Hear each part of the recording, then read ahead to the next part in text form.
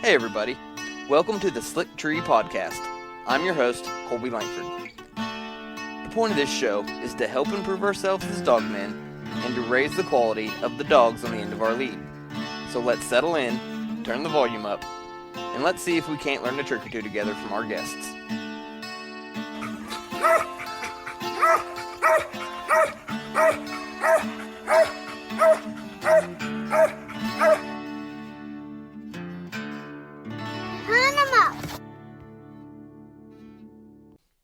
Hey everybody, you are listening to the Slick Tree Podcast. Today we have Ducie Ducote on, and just going to talk about dogs and see where we end up at. How you doing today, Ducie? I'm doing great, Kobe. How are you? I'm doing well, doing well. It's finally starting to feel just a little bit cooler up here, and I'm looking forward to a little bit cooler weather. I've been trying to hunt dogs in this heat and dry, and man, it's tough and it's frustrating. Yeah, here I don't hunt any this time of year. I don't ever cut a dog loose unless it's a baby puppy, and I'll go behind my house on feeders. It's just hot here. Yeah. Well, let's just kind of jump into it. Why don't you start out by telling us a little bit about yourself and where you're from? All right, my name is Ducie Ducote. I'm 52 years old. I live in a little town 30 miles west of Alexandria, Louisiana, called Hindston. We're not a town; we're a community. We have a restaurant and a gas station. That's what the whole community consists of. Um, I've been here about 20 years now. I've always been within 60 miles of where I'm at right now, but I've lived here about 20 years, and it's the main slice of heaven is right here. If you look up heaven, it shows a picture of this place. Sounds nice. Hopefully the restaurant you got good food. Oh man, it's great food. We eat there every day for lunch. They got a buffet every day for lunch, a seafood buffet on Friday nights, and then they're open anything else you want. You don't just have to eat buffet. You can eat here anytime you want. Good meals. Matter of fact, when I have my LMC hunts every year, uh, the lady that owns the restaurant lives a half mile from me, and I'll tell her, "Hey, I got 10 or 12 men coming." And they're not even open for breakfast, so she does breakfast for us that weekend, the whole 9 yards. So it's very good country living out here. That's nice. That's nice. So how far from the coast are you? You said they got a seafood buffet. How far from where? The coast? We're still. It wouldn't be fresh seafood. We're still 2 hours from the Oh, coast. I got you. We're about 2 hours, but it's still a lot of places here that do have seafood buffets. They want to act like it comes straight off the boat, but it don't. Yeah. Well, how'd you get into dogs, buddy? Well, Kobe, to tell you the truth, I've kind of been around dogs my whole life. Whenever I was a young man, we lived in a little bitty community in Catahoula Parish called French Fork, Louisiana. And I lived down a 4 mile gravel road with not one neighbor on it. Uh, it was country as could be. So I guess you could say I just grew up with dogs being my friends then, and hunting and pen cows. We did a little bit of everything. So I've had dogs in my life, my whole entire life. I started, I guess, in high school. Everybody you always hear say coon hunting. We never really coon hunted. We hunted a lot at night, and we would coon hunt, and we had kept an old dog with us, but we were never really what you call real coon hunters. So the dog was just basically to keep us legal. In Louisiana, you have to have a dog with you if you're hunting at night for coon hunting, and so that's about all the coon hunting I ever did. And then when I got in my late teens, I guess early 20s, I started squirrel hunting with a dog and haven't looked back since. Let's talk about what dogs you got at the house right now. I have too many, is what I have. I, of course, have Razor. Everybody knows Razor. He did a lot of winning when he was a young dog. Um, he sold around to a bunch of people, and I I bought him, I'm guessing 5 years ago, something like that. No plans on having a stud dog in this world is where it started. I went and picked him up for my cousin, which made a trade on. He owned Sting at the time. Sting's name was Cash App, and oh, the boy, the Tommy Tommy Carroll had Razor. Took me a minute to think there, and they were doing some swapping, and Cody was working, I believe, offshore at the time. So I was the pickup man. So I drove over to Mississippi to Brad Goodman's place and picked Razor up and traded on Sting at the time, and we Razor never made it home. He stayed at my kennel, and he's been here ever since. And Cody's my cousin and a good friend of mine. And he tells me at least once a month, that's the best dog deal we've all ever made. He said Tommy Carroll was happy, I was happy, you was happy, and you're still being happy with old Razor. And then I have Gracie, which Gracie is the jip that started the competition hunting for me, and to this day is the very best dog I've ever walked behind in my life. She's not a long distance dog, but she is a dead accurate dog. Going to treat every squirrel in an area wherever it's at. I've had her since she was born, and she just turned 10 in April. I didn't say it a while ago. Razor will be 11 in September, so he's fixing to have a birthday also. And then my other main dog is Dub, which is off of Razor and Gracie. And I've done a lot of winning with Dub in the last 2 years, 2.5 years. He turned 3, I think, on June 20th. He's actually, when I bought Razor, I bought him to breed to Gracie. That was a cross I wanted to make. I had tried to breed to Goldtooth 2 or 3 times, and the logistics of getting the semen here just never worked out. Never could catch her exactly right, even with the progesterone test. It just never worked for her. So when I bought Razor, it was to get a puppy, and now I have a bunch of puppies off of that cross, and it's made one heck of a cross. Dub is a real squirrel dog. He's gonna have lots of plus points every hunt, and he's gonna have a couple circle trees in there also. Then after that, I have numerous young dogs and brood gyps. I'm a man that believes in brood gyps. A lot of people don't like that word, but I do. Just because the way I look at it, if you have a dog that's off of a great cross, I always look for the brother and sister to that dog, or mainly sister, and don't care what they did, because in my mind, the same exact blood is running through that dog as the superstar. So I probably have 15 or 16 females here, and then 2 or 3 male dogs running around. On the idea of brood gyps, I'm not really I can't say I guess I have too much of a opinion either way on good or bad about them. But I mean, I've had quite a few people tell me from the pigeon world and the game rooster world that a lot of times those excellent performers aren't actually your best reproducers. Where And I believe that 100%. you'll have a lot of times a better reproduction out of ones that don't perform as well with the same genetics in them. Right. And I don't even know why I believe that, because the one thing in life I wish I understood that I really don't understand is true genetics. I don't understand genetics. And whenever I'm crossing and breeding, it's strictly on what's on top of my head. I look at what this dog has and what this one's done.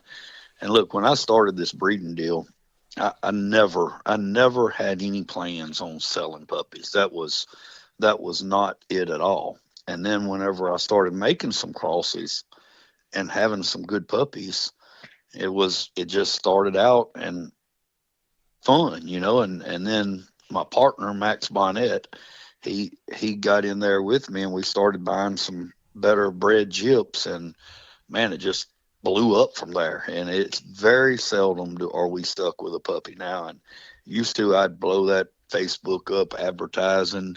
Now you really don't have to advertise. I get several messages a week. Hey man, what's up and coming? What do you have? What's whatever, and it feels good because that means people trust you and what you've done. You know. One of the things I was really wanting to talk with you about was just kind of the way you do your pups. Uh, let's kind of start that with. Do you do anything for the female before? Well, I do. Whenever Well, I don't do anything really before. I do it once they're bred. I start giving a few extra vitamins and minerals, nothing special, just old time stuff like the old Lixotenic. I'll give that, and then I give Red Cell about 2 weeks before the puppies are born, just to make sure there's no iron deficiencies in the females. Um, that's iron deficiency is not good. You know, you hear a lot of times of these females eating their babies, and a lot of people think, oh, it's this and it's that. All it is iron deficiency. You make sure they have plenty of iron, red cell, something, one of those iron builders in their system. I haven't had a gyp eat a puppy in 7 or 8 years. And I start that, and that's it. And I start feed is another deal. Uh, Showtime dog feed. You know, you hear people talk about feed all the time. But honestly, I don't think there's much difference in Purina Pro Plan, Showtime, Victor. I think they're all made out of the same products pretty much. But what I have is I have a deal with Showtime Dog Feed. Uh, I've been using their feed for, I don't know, at least 10 years. And they give me a few sacks of feed every month, and we sell it here. So the way I look at it, I have an endless supply of feed here at my house. So whenever a female gets, I don't know, 3 to 4 weeks into her pregnancy, I start giving them free choice dog feed 24/7 with powdered milk on it, and no special powdered milk, whatever I can buy the biggest bag of at the cheapest price. And I keep that on them. And I think that's whenever they start getting to that point, you start seeing them, and the milk, they just so milky. And I believe in fat dogs make good milk. I don't know if that's true, but that's my thought process. So if you're ever here and you see a litter of puppies, you're going to say, does that Jip even have puppies? And they're going to be hers, because they're fatter whenever they have babies than they are when they get here. But as far as pre stuff, that's about all the pre vitamins or anything that I give a female. Yeah, I've heard what you said. You said a I didn't catch what the Vitamix, is that what you said it was? That Lixotenic. Lixotinic. What is that Yeah. exactly? I'm not familiar with that. Actually, it's just a dog supplement for whenever dogs are down. A lot of speed dogs use them. Hound people will use it to kind of, give them a little boost. And I think it's even an iron booster. It's just, I call it like a multivitamin. Like my stud dogs get it every day of their life. But my females, I just start them on it just right before they have babies. It's really expensive, to tell you the truth. It's like $150 a gallon, but it don't take but an ounce or so for a dog, and they love it. You know, most medicines and supplements you give a dog, just like that liquid red cell, you give a dog that, you just about got to hold them down to make them take it. But they love that Lixotenic, so they get it here, you know, every day for the stud dogs, and then as they're getting close to birth on the females. On the idea of iron, I believe I've heard that liver is good for that as well. It is, and a lot of times, if I go by one of these grocery stores, and I'll always go by and boom from the butcher. Hey man, you got any cut up junk pieces of liver, or anything like that? Whenever a female gets close, even though I give them that, I still give them a little liver sometimes. If I have my hands on it, I don't make it a point to give it to them, but I think it's good for them and they like it. Hmm. So, Yeah. what's your whelping setup look like, and at what point? Well, I guess before that, uh, what day are you breeding on? Do you always do progesterone tests, or how do you handle the actual breeding part of it? Well, most of the time, let's just say an outside customer's bringing a dog here and they want it bred from the time it's bred to the time it's raising puppies here. I'll kind of tell you how I do that. Okay. I try to get the female here at least a week or two before they're even supposed to come in, so dogs are not as regular as they used to be. I don't know why that is, but they're not as regular as they used to be. So if somebody tells me, look, I want to breed to razor and I'm going to leave my dog there and let you raise the puppies the whole 9 yards. We just did this with the old Gyp Blackout. Daniel Lusk owns her in South Carolina. So he sent her here. We get her here in plenty of time. And I have a young lady here that works for me washing dog pens every day. She probably knows more about dogs than most grown men. And when she spots the first drop of blood, or we have a little teaser feist here, a male dog, and if he goes out there and lays by a pen, you can guarantee within about 3 days you're starting to see action on the female. So I don't do progesterone tests because I figure I have my own progesterone tester here. Whenever we see blood and we start watching, I let the feist sniff her every day. And whenever she gets ready, I will bring her into Razor's pen. And I do things a little different than some people. I foul every female. I don't let them just, I say, run loose in the pen. I put a muzzle on them and I leash them to the side of the pen. That way there's no chance of a dog getting hurt. And so I'll test her the first couple of days, and usually they're not quite ready. And Razor's bred enough that whenever he sniffs them, he knows whether they're ready or not. And if he don't instantly go to work, I'll move her out, and I'll wait 2 days, and then I'll try them again. So once they breed, I breed them every other day until they go out, which is usually 3 breedings. It'd be, say, a Monday, Wednesday, Friday. And then if it's an older Gyp or something that I really want to make sure gets bred, I'll breed her again Saturday too.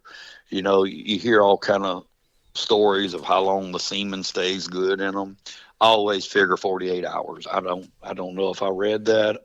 I don't know if a vet told me that, but that's what I use. So I breed every other day until they go out. And as soon as that Gyp starts acting grumpy and grouchy and not wanting to breed again, I quit then because I figure their cycle's over. Then what I do, I don't do ultrasounds unless the customer wants it. Because to me, if you got 6 months to wait either way. She's either bred or she's not, one of the two. And there's no fixing it if it didn't happen.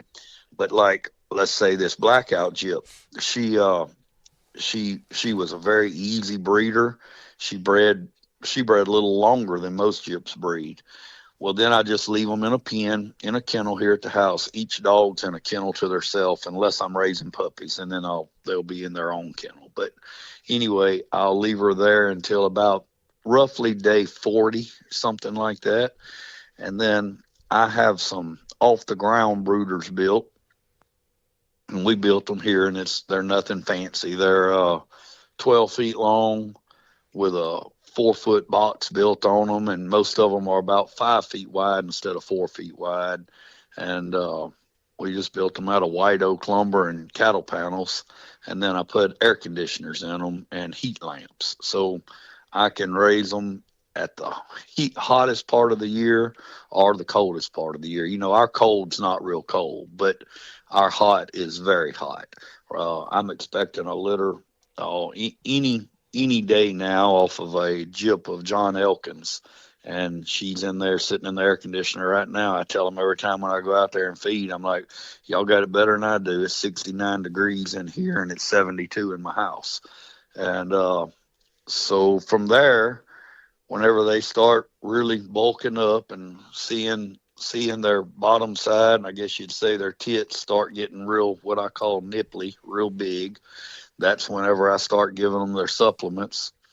And I always count 62 days from the first day they bred, and that's when I start watching them because, I think they're like anything else. They can give or take a few days. I've seen them go over several days, and get worried about, oh, I wonder if something else got in there with them, knowing that it didn't. And then when DNA comes back, it'll be that dog. So I don't always just swear on the 62 days, but that's when I go to watching them because you don't know if they took on the first day you bred them or the last day you bred them. So that's kind of our breeding cycle, and when we put them in the brooder box, and we let them be born in the brooder box. I start the minute they're born, I start handling them. I handle them usually as they're being born. Now, what I'm not is real. I don't worry about them.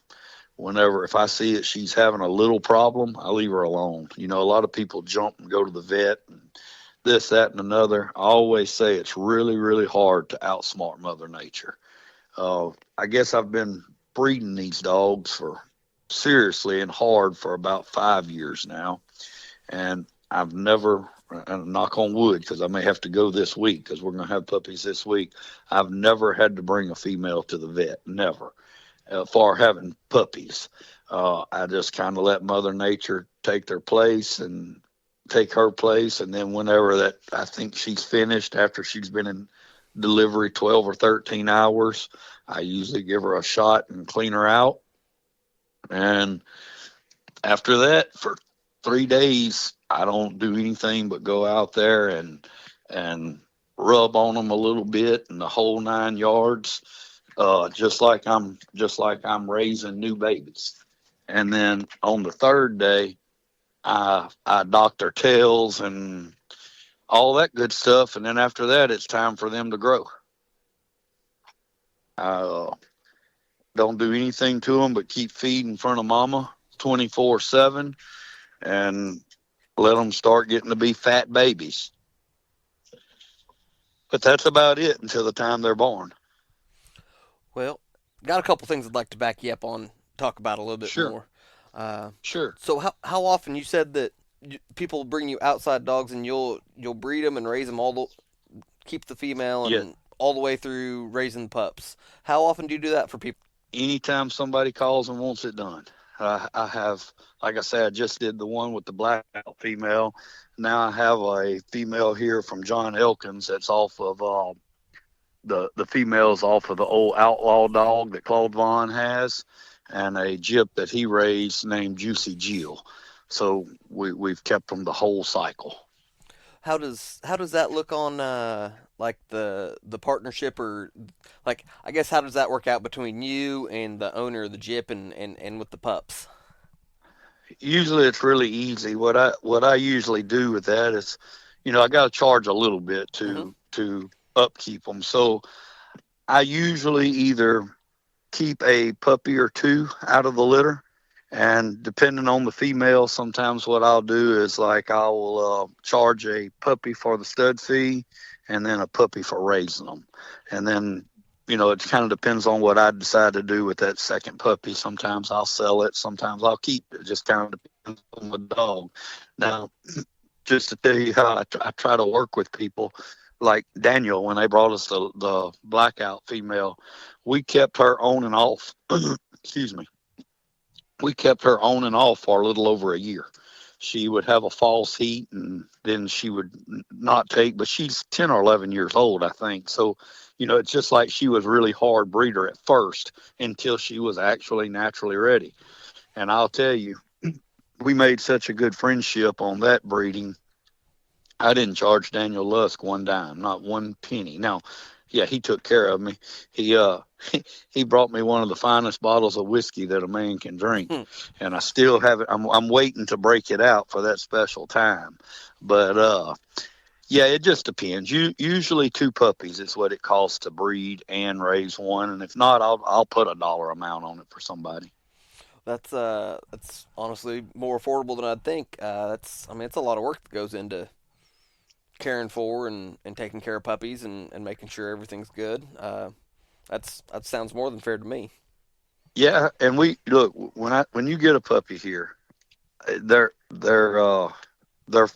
I hate to brag on myself. They're going to be phenomenal looking puppies. From whenever they're born, I let them stay in that brooder, and I have a little step up in that brooder. And when them puppies start getting out of that step into the run, usually about 4 weeks old, they stay in that box. And they keep feed in front of them all the time. Then when they start getting out in that 12-foot run, just because of cleanliness, I like to get them out of there pretty quick. And I have two really big kennels. I guess you'd call them kennels, slabs. They're 10 by 10s. And I'll move the female there and I move the puppies there. And then I built some creep feeders, just like a calf creep feeder, Mm-hmm. that mama can't get her head into that feeder. So those puppies start at that time, and they have free choice feed until they leave here. And they're usually huge, fat, and slick. You know, when puppies here are about 2 weeks old, I start worming them, and I use regular old Safeguard wormer. I wish you could look. I'm changing the subject. I wish I could. You could see what I'm looking at right now, all around me right now. And matter of fact, one of them right here is going to Tyler Asbury this weekend, and she's all on me right now. I tell him he gets lucky and gets all the good puppies, the ones that want to play and be everywhere. But anyway, let me back up where I was at. They stay on that slab, and we bleach pins every day. We use all kind of cleaning supplies. I'm scared to death of parvo and coccidiosis. Now, luckily, I've never had parvo, not one time, but the coccidia or coccidiosis, whatever it's called, I'm as worried or more worried about that whenever I raise puppies than I am parvo. Because when one gets it, everyone gets it, and they're sick for several days if you don't doctor them correctly. So we keep real clean pens and look good all the time. Yeah, it's the few litters I've had. It's man, it's tough to keep pups clean and just they're nasty little critters. I mean, honestly, I mean they're adorable, but man, it's hard to keep them things clean. At 7 weeks old, they need to be at somebody else's house. I usually like to keep them till they're 8 weeks, but at 7 weeks, they need to go because you spend more money on water bill than anything. Washing, washing, washing. I mean, it's 4 or 5 times a day you're washing them kennels because they're nasty. They have free choice feed, and they like scattering it and eating it and playing in it and everything else. And they, it gets time for them to go about that time. Yeah. So also, did I hear you say you have your own progesterone tester? No, I don't. I Okay, use a little Feist for my progesterone gotcha. tester. I was gonna say, He's uh he's the neighborhood knockup dog. There's probably 7,309 puppies in this community off of him. And he makes his rounds every morning. He knows exactly what he's looking for and whose house to go by.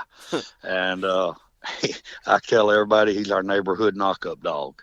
So he checks these females for me every day. Now I have done a little progesterone testing, and we just bred Gracie.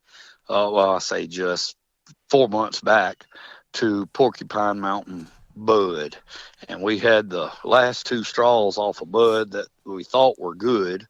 And whenever we did all the progesterone testing and all, whenever they AI'd her, the vet said, "Look, I'm gonna be straight with you. The semen was not stored correctly, and it may and may not be good." mm, So that's really the only time I do progesterone testing is if we're AIing a dog. So if it's natural, I've had people progesterone test them and bring them here, but if it's natural and we're doing it, I usually just use a little neighborhood knockup dog here. fair enough. So is pretty much everything you're messing with LMC, which just in case anybody listens not familiar with what LMC is, it's the Legacy Mountain Cur program in NSD, which is a DNA litter registry. Yes, everything here but one dog is LMC'd. we bought a setup dog last year, and I would say he's half bird dog, half hound. I call him Slickum Sam. We've made 34 trees with him and never looked at a squirrel. So he's the slick tree king. And I plan on taking him to some of those NSD hunts this year where I can play the game like not all of them, not all of them, but like some of the hound guys do. Oh yeah, I really think there's one in this squirrel in this tree. Let's look 5 minutes before I cut him loose and he goes another 40 yards in trees. But yeah, everything here is LMC'd except for Slickum. And I'm really big into the DNA.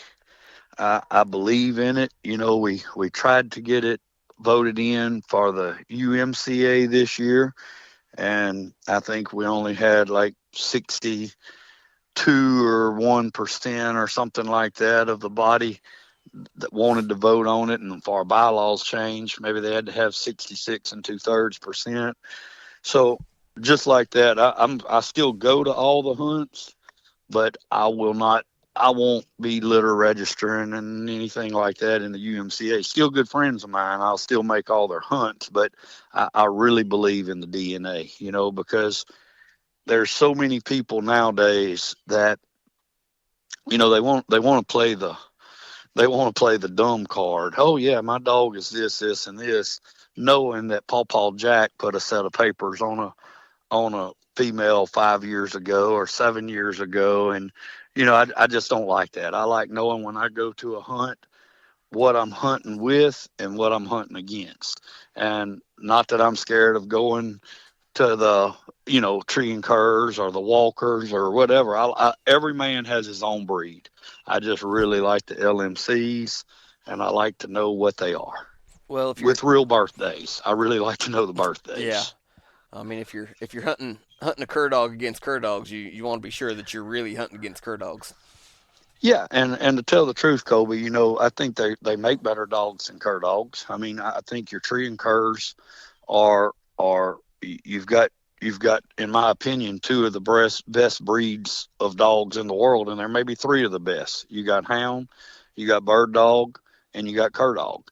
And sure, when you make that mix, you're gonna get more of a complete dog than you do a cur dog.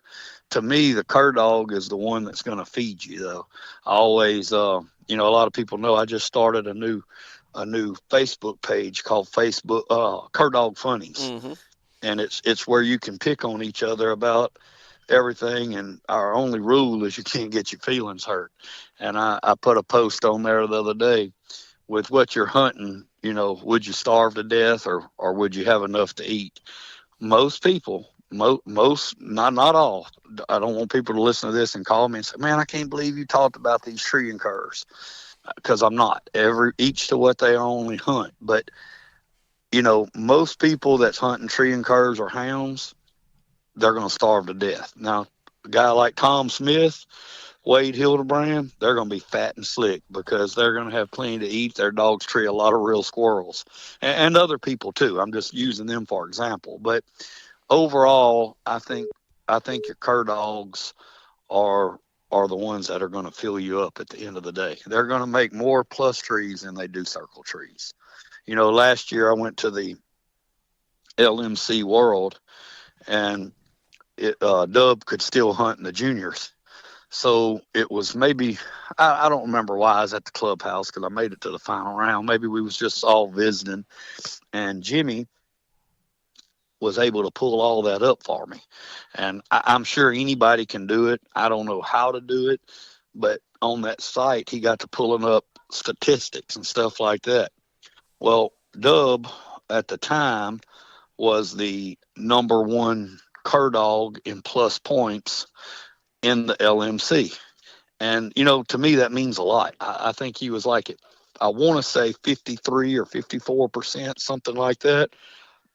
That's still not 100%, but that's a lot better than a lot of these dogs. And I know in this competition hunting, we all get hung up on winning. I'm more about it for the dogs. I want to see that dog with plus points because I want to raise a squirrel dog. I don't want to raise a tree dog. Mm-hmm. So that's my go-to on the LMC. I like it because it's a cur dog based program. Seems like it works. It is. It's something neat, But you know what gets me? Like every November, I have a LMC hunt. I don't understand why the LMC hunts are not taking off because there's a pile of people in the LMC. There's a pile of us in there. But like let's just take for instance this year in November 7th, 8th, and 9th, I'll have my LMC weekend. I have a $50 shootout on Friday. I have a state hunt on Saturday, and I have a $50 shootout on Sunday. I donate $300 to the high scoring dog of the weekend. You got to be there all 3 days to qualify for high scoring dog. I put up back 100% of anything that I make off the hunt goes back to the winners of the hunt. You're just trying to draw people. I don't make anybody get a motel room. We all pile up at my house. We cook 2 or 3 big suppers every night. I mean, all weekend, like Thursday night, Friday night, Saturday night, we cook or either go to the cafe right here at the house. And we still only have, 6 to 10 dogs. I don't understand that part about the LMC because when you're selling a puppy, if it says LMC, it's going to sell for $200 to $300 more than one that just says OMCBA. So everybody wants them, but nobody wants to really hunt in the hunts, and I don't understand that. But I think it'll get better. Yeah. Talking about the Cur Dogs Funnies page, so is Slickum the white dog that you posted on there the other day something about Dub 2.0 thank got DNA? That's Slickum Sam. He's ugly, ain't he? He's I would say a bird dog walker cross with glass eyes. He's as ugly as homemade soap is what he is. But yeah, that was kind of a little funny because of the people voting down the DNA. I figured that could be Dub 2.0 on the papers, being that there's no DNA. Yeah. So where'd you come up with that dog at? Man, I'm terrible with names. A guy from North Alabama had him, and if you said his name, I would know it. Tommy Mears, maybe I think's his name. And I just put a post on Facebook one day that I was looking for a big mouth, independent hound that I didn't care if he ever had a squirrel. I just wanted him for a setup dog. And a buddy of mine texted me and said, "Here's the dog for you." And I thought it was a joke. And I called the man and I said, "Look, before you laugh, I'm not insulting your dog. I want a dog that I don't care if he ever really has a squirrel. I just want him to be independent, loudmouth, and will not leave a tree." He said, "I got the one for you." And he said he's getting better from whenever I got him. And 100% everything he told me about that dog was true. And I was getting ready to go to the JPI, and I don't even remember what we gave for the dog. I don't know, a couple $1,000, somewhere's in that range. I don't remember. And my wife said, "Are you really going to give that for a dog that don't tree squirrels?" I said, "I'm not giving that for a dog that don't tree squirrels. I'm giving that for an insurance policy." And I said, "As far as I know, Dubs never really covered a dog unless they were just right together and both of them blew up on a squirrel." I said, "You'll think I'm a genius if I come home with $100,000 in my pocket from the JPI. You'll say, my husband is a true genius buying that setup dog."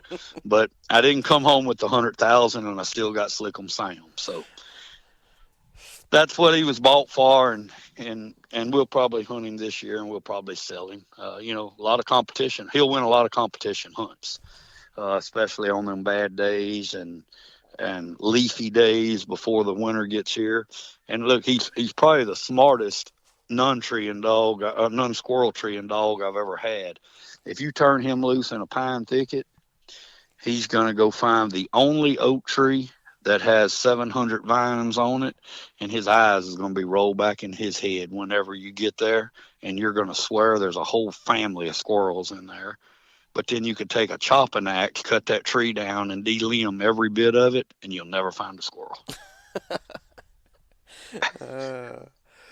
So tell us about. So I think I think I'm smelling what you're stepping in on. You saying he's a setup Okay. dog, but Yes. let's just go and clarify a little bit. So how are you setting this up? Are you just doing like mock casts with Dub just to make sure he's not going to back and cover another dog? Is Yeah. that what you're doing with him? Yeah. Actually, and when I bought him, it was for the JPI. But my buddy Max bought a dog last year, and he's a full brother to the Gator dog that the guys from East Texas own, that Les Hard hunts, and he's a pretty nice dog. But we put him in a pro hunt in Arkansas last year, and there was a hound that Max drew out with, and the very first bark and all of that hound, it kind of blew this cur dog's mind. He'd never been with many dogs anyway, and that hound was really loud. So we bought him for the setup, for Dub, for him. But way we do it is we'll send him in there and tree, and then either Max or myself will hide behind a bush there with a switching limb in our hand, and then whatever dog we're hunting, we'll try to cut him to him. And if he gets anywhere close, the big boogeyman comes out with a limb and runs everybody off, runs that dog off. And about 3 times of that, and they don't even know that hound's in there barking. Mm-hmm.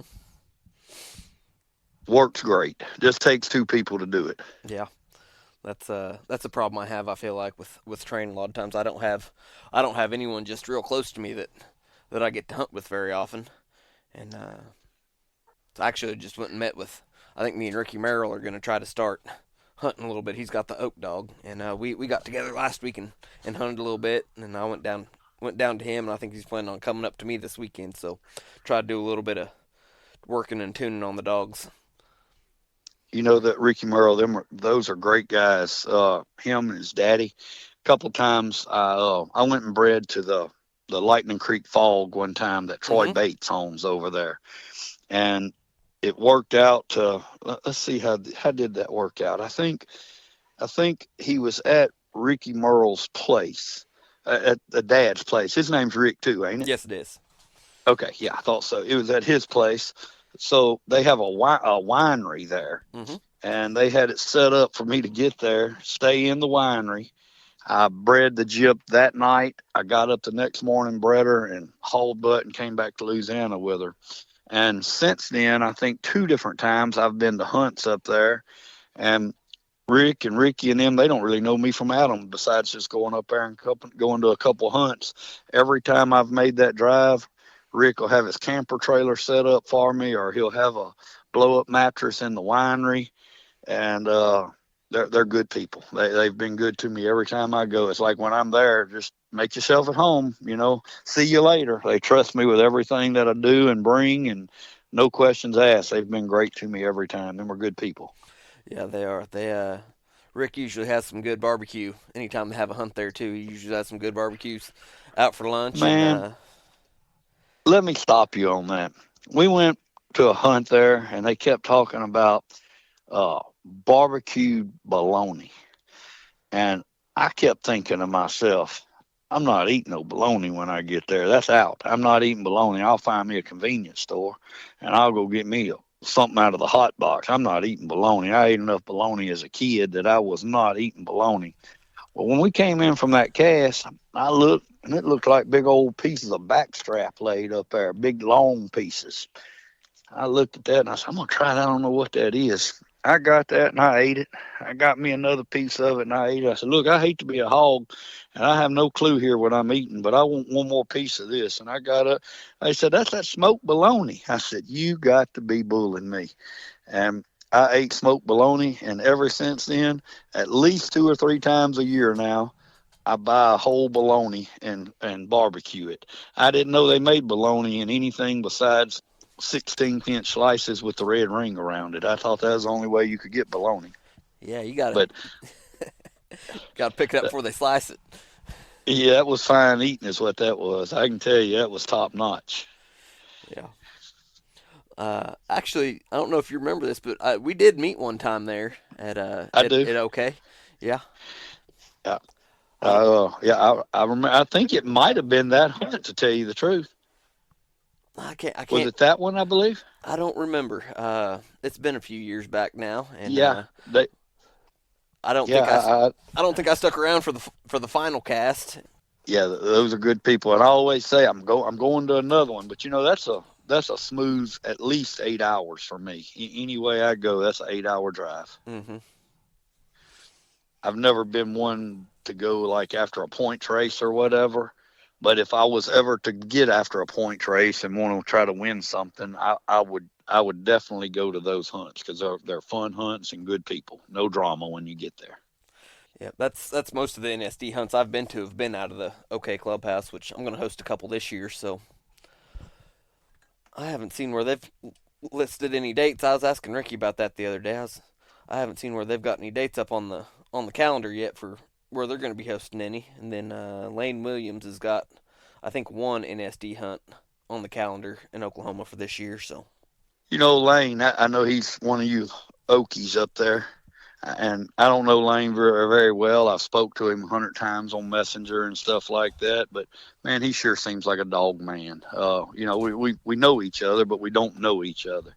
When he lost that Beth dog, the Jag Terrier he mm-hmm. had, man, I know him good enough to know that when we was at LBL there a year or so ago, a couple of years ago, I guess, all of a sudden a little old bitty dog came up to our camp and was right into everything, and it ended up being Lane's Beth dog. And I talked to him for 30 minutes on that dog, and I was like, man, I got to have one of these.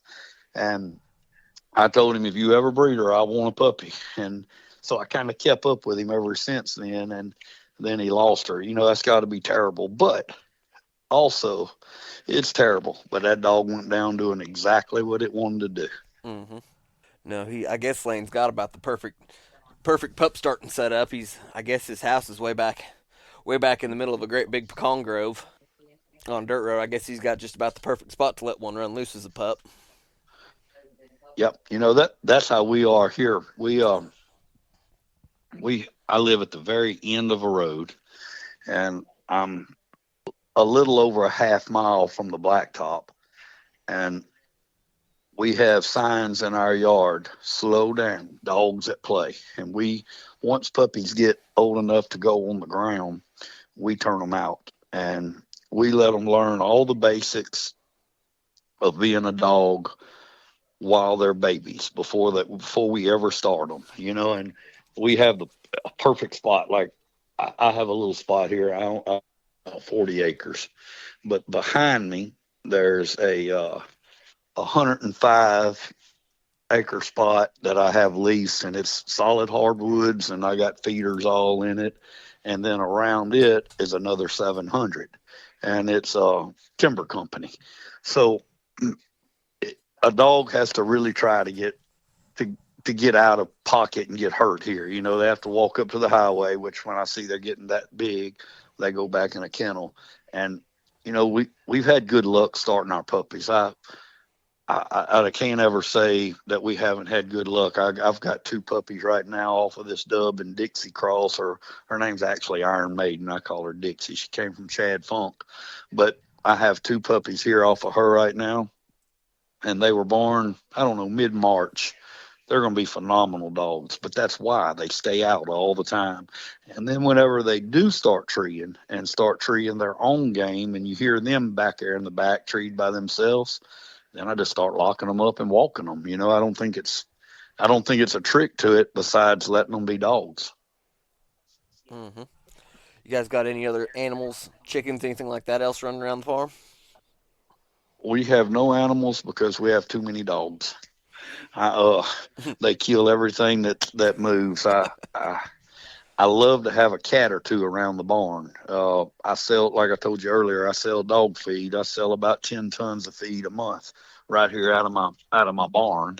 And of course you have rats and mice. So I would love to have 10 cats running around, and that's just not possible. A buddy of mine the other day brought me 9 cats in a kennel, from baby kittens to grown cats. I put them up in the loft of the barn, and I babied them for about 4 weeks, feeding them up there 2 or 3 times a day. and them fights underneath them just, and them puppies just yah yah yah yah yah. I'm like, y'all need to understand, if you come down from this loft, you're not going to make it. Well, let's just say I don't have any cats left now. One at a time, they'll bring them back up to you. They're so proud when they bring a cat to you. So no, we were in the cattle business, and I say cattle business. We were never in the business. We were in the team roping business. We produced team ropings for about 10 years. So we had a bunch of old Corriente and Longhorn cows and pile of horses, and uh, that's what we did. Was all within 100-mile radius of us here. We produced team ropings for several years. So when I got out, I got out. I sold cows, I sold horses, I sold everything that pertained to do with team roping, and have now converted it all into nothing but dog pens. My stalls at my house under my barn is now all concreted kennels. So it's completely a dog setup now. We don't have any other animals. Gotcha. Well, what's your hunting like down there? You talked about pine woods, and what's the land like? Well, everybody thinks in Louisiana it's nothing but solid swamps and miles of flat ground. Well, that's true, but we also have, believe it or not, we do have some bad hills in this country over in the federal government woods over here. Oh, it and we hunt that a bunch because after 2020, when Hurricane Laura came, we were a place that you could go to your private hunting club, and every day you went, you could kill 20 squirrels. And that's not an exaggeration. Every day you could kill 20 squirrels. And we lost that with the hurricane. We had 155-mile-an-hour winds right here at my house. And that's a lot for us. We're not set up for that. So it destroyed all of our old hardwoods and creek bottoms and river bottoms. And still right now, they're all briar patches now because of all the big trees falling. So when that happened, we didn't realize how good we had it, because we went from killing 20 a day to killing maybe one a trip at best. So for 2 years, we didn't really carry guns. We just trained dogs. But now we started hunting in these government woods because they open on the first Saturday in October, and they close on the last day of February. And you can hunt when the deer hunters are there. It's open for everybody with a dog during them days.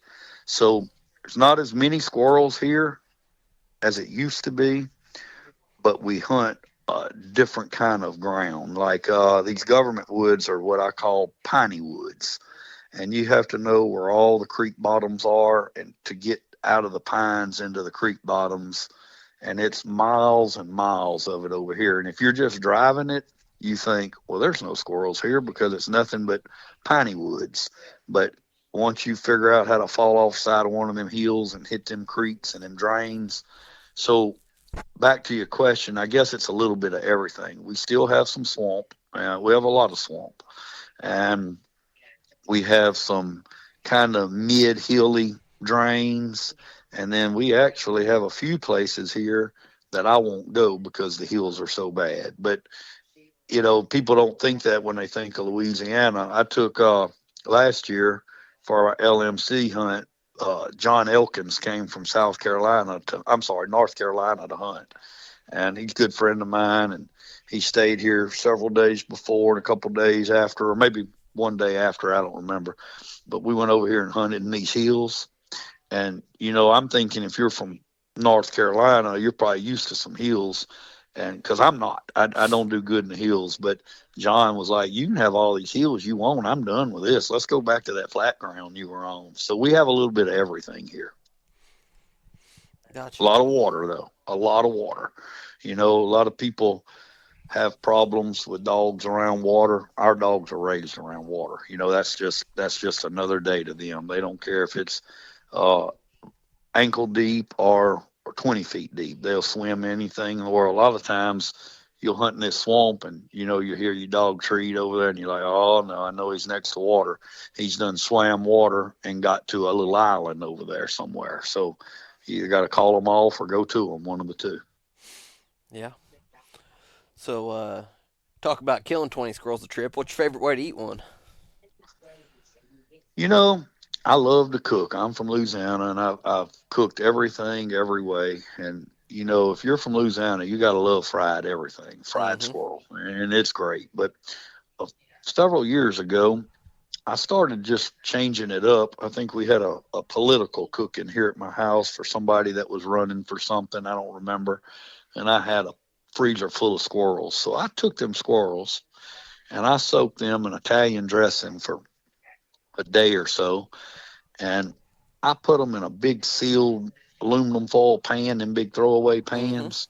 And I tripled whatever dry uh, seasoning I want, like Tony's, garlic powder, onion powder. I about tripled what you would usually put on it with all that Italian dressing on it.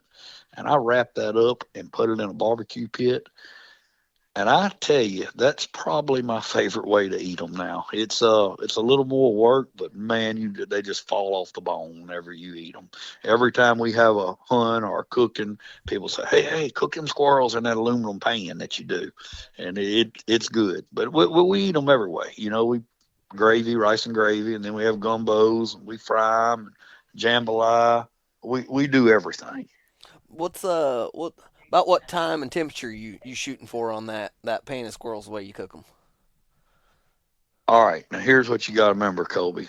We're not true coon asses here. You got to be about an hour south of us to be a true coon ass. Okay. But time and temperature, I have no clue. And that's how we cook. Just day before yesterday, Tracy Rash texted me, and he was like, "Hey man, can you give me a good recipe for gumbo?" And I was like, "No, I really can't. I cook it. I cook it all the time. Matter of fact, we had gumbo here last night, but I don't know time and temperatures. I cook and taste as I go. But if I had to guess, I would say 300 degrees until they're falling off the bone. That's kind of how I look at it. And we measure everything here by how many beers it takes. Mm-hmm. So it's about a 6 or 7 beer period to make the barbecued squirrel. Gotcha. I guess my next question is, what's your squirrel gun of choice? Well, I shoot a 22 99 times out of 100, and it's just because it's light. I carry a Magnum Research 22, Mm-hmm. and I carry about 3 or 4 of them 25 round clips, and I am not scared to pull the trigger. But if I'm shooting a shotgun, I've I've shot a 20 gauge for the last, I don't know, 8 or 10 years, but I guess year before last I started shooting a 16 gauge. So I went and bought a new Browning Sweet 16, and I've been shooting it a little bit, but most of the time it's a Magnum Research 22. Yep, that's the one with the carbon barrel, ain't it? Yep, fiber carbon barrel, and they come with a hold stock. And I'm a 22 nut. I have a gun room here at my house, and uh, I can't even begin to tell you how many guns is in it. But I probably have 60 different 22s of every kind, size, color, shape. But that's my go-to. If I'm going to do something, I grab that Magnum Research and carry it. And fun little gun, very accurate. Mm-hmm. Well, Ducey, I sure have enjoyed the conversation. Yes, sir. I've We enjoyed visiting with you. Yeah, we're at about an hour now, which is about what I normally shoot for. Is there anything else you want to talk about before we get off here? Well, I do. One more thing. If anybody out there listening is ever interested in a pup, we always have pups coming. We have a litter right now that's going to be born this week, and they're off of the outlawed Juicy Jill dog and my dub dog, and they should be born this week. And there's 2 or 3 spoke far, but she's got a belly as big as a drum, and I figure we'll have a few available, and we do try to keep pups available most all year around.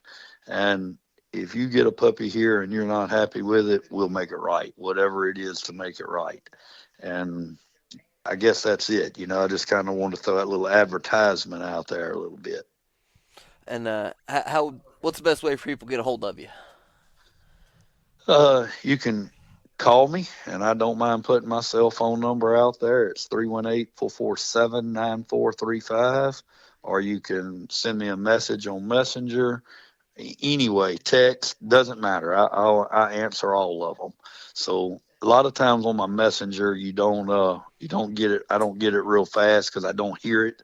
So it may take me a day or so to get back with you, but I will. I'm the guy that will always send you a message back or call you back. Okay. Well, sounds good. Man, I sure appreciate you agreeing to the interview and giving me and the listeners your time and for sharing your knowledge, buddy. Well, I tell you what, I want to thank you also. I've done 3 or 4 of these podcasts, and I'm usually the one that would probably not even like doing this, but I honestly believe that people like you and Cody Moreland and Chris Knight and all these guys doing them, Blake Buchanan, everybody that's doing these podcasts, I really think that y'all are trying your best to help a sport that we love and that we push and try to get better and make better dogs. Y'all are out there doing y'all's part by holding these podcasts and letting old men like me talk and flap our gums a little bit. And I think it's a great thing. I bet you I've had through the years of, I think I've done 3 other podcasts, maybe 4, but I bet you I've had 100 different calls and messages from people that don't even know me that have just heard about me on podcasts, and I've actually even made some really good friends off of it. So I thank y'all for what y'all do. Well, it's I'm no expert about anything, but really the reason I started doing this was I just thought it'd be a really good way to force myself to learn and to kind of put myself in a situation to be able to learn and just force myself to have a phone call every other week and talk to someone that knows a lot more about dogs than I do and see if I can't learn something from them. So here Well, I am. you, anybody from Oklahoma, and anybody else that ever wants to come here and hunt a week or a weekend or a day or whatever you want to do, y'all are always welcome. It'll never cost you a room. It'll never cost you a meal. We try to hunt every day in the winter. My work schedule is where I work on the phone, and I'm in the hay business. So whenever it comes about December, we're done for the year, and I hunt every day. So anybody that ever wants to come, and I'm not just laying it out here as BS. If anybody wants to come, you're welcome here. Stay in my house. We'll feed you and we'll take you hunting every day. Well, I might just have to take you up on that. I'm trying to get. I got a buddy that lives down that way. I try to get down and see about once a year, maybe twice, and I'm trying to figure out what some of my winter hunting trips are going to be this year, and I might just have to swing through and see you for a day. Come on down to that LMC hunt. I ain't got nothing to hunt in it. Well, see, that was my next say. I can sell you something. How's that sound? I ain't got no money, Ducie. Hey, we finance too, man. It's easy to buy a dog here. All you got to say is I want it. It'll be yours. Uh huh. No, but you're welcome anytime. Yeah. All right. Well, I guess we're gonna wrap it up now. All But right. once again, thanks, buddy. It's been a pleasure. Yes, sir. And I thank you, and I'll be talking with you. All right. Well, everybody, take care and keep wearing out that boot leather. I just want to give everyone that's listening a sincere thank you. Getting this podcast going has been a project. I really hope you're enjoying it, and if you don't mind, give the show a good rating and review wherever you're listening to it at, or share it on your social media to help get some traction. I appreciate it, and I'm looking forward to your feedback.